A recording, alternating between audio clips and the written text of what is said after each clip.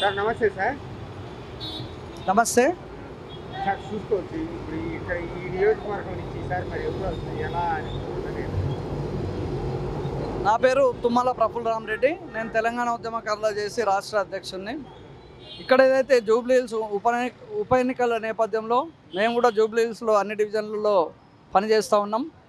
కాబట్టి ఇక్కడ తిరిగే క్రమంలో జనాల్ని కలుస్తున్నాము, అందరినీ కలుస్తున్నాం. బస్సుల్లో కాలనీలో జనాల్ని కలిసే క్రమంలో ఖచ్చితంగా లోకల్ అభ్యర్థి బీసీ అభ్యర్థి అయిన నవీన్ యాదవ్ను భారీ మెజార్టీతో గెలిపించుకుంటామనేది చెప్తాం. ఏదైతే ఉద్యమార్కులు కానీ తెలంగాణ పోరాడిన వాళ్ళ కోసం కానీ కేసీఆర్ నేను చేశాను వాళ్ళందరికీ మంచి అని చెప్తున్నాడు. అటువంటి వాళ్ళు మరి అటువంటి వాళ్ళు వచ్చే అవకాశం లేదంటే అదే చెప్తా ఉన్నాం. ఎందుకంటే మేము టీఆర్ఎస్ పార్టీలో కూడా పార్టీ ఫౌండర్ మెంబర్గా ఉన్నాము.